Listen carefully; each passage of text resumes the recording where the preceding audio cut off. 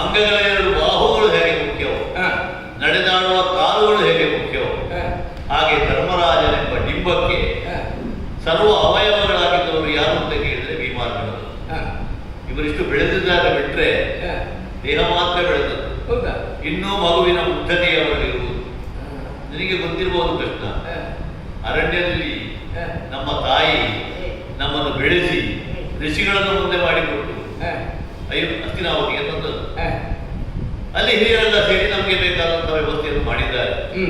ಆದರೆ ಅಲ್ಲಿಂದ ನಂತರ ತಂದೆಯೊಳಗಿನ ಮೇಲೆ ನಾನೇ ತಂದೆ, ಜ್ಯೇಷ್ಠ ಪ್ರಾತ ಅಲ್ವಾ?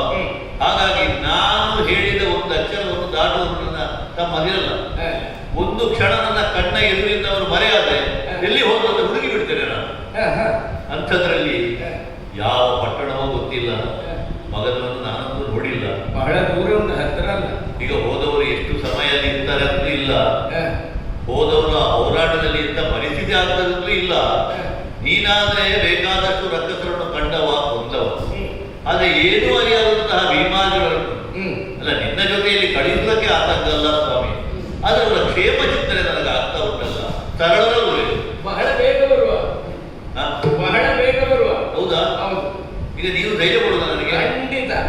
ಈಗ ನೀನು ಇವರನ್ನು ನನ್ನ ಜೊತೆಯಲ್ಲಿ ಕಳುಹಿಸದೇ ಯಾಗಾಗುವುದಿಲ್ಲ.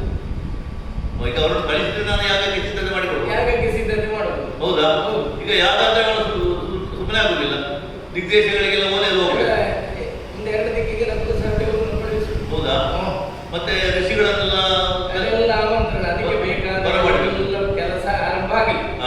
ದೌಮ್ಯರಿದ್ದಾರಲ್ಲ, ಹೌದು, ಅವರ ನೇತೃತ್ವದಲ್ಲಿ ಎಲ್ಲ ಮಾತುಕತೆಯನ್ನೆಲ್ಲ ಆಗಬೇಕು.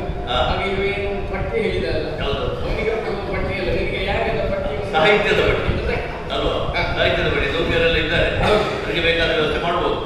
ಹಾಗಿದ್ರೆ ಕೃಷ್ಣ, ನನ್ನ ತಮ್ಮನನ್ನು ಆಶೀರ್ವದಿಸಿ ಕಳಿಸಿದನು. ಕಳುಹಿಸಿಕೊಡು. ಭೀಮಸೇನ, ದೇವರು ಹೇಳಿದ ಮಾತುಗಳೆಲ್ಲ ಕೇಳಿದೆಯಲ್ಲ?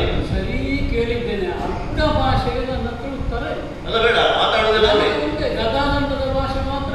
ಈಗ ಅರ್ಥವಾಗದೆಯಲ್ಲ, ಎಂಥ ಭಾಷೆ ಆದರೂ ಕೂಡ ಅರ್ಥ ಮಾಡಿಕೊಳ್ಳುವುದಕ್ಕೆ, ಅದಕ್ಕೆ ಉತ್ತರ ಕೊಡುವುದಕ್ಕೆ ಸಮರ್ಥರಾದಂತಹ ದೇವರು ನಿಮ್ಮ ಜೊತೆ ಇರುವಾಗ ನೀವು ಕೈಯಿಂದ ಮಾಡಬೇಕಾದ ಕೆಲಸ ಮಾಡಿದ್ರೆ ಬಾಯಿಗೆ ಕೆಲಸ ಕೊಡಬೇಕು. ಹೇಳಿದ ಹಾಗೆ ಕೇಳಿದರೆ ಸರಿ. ಹೌದಾ?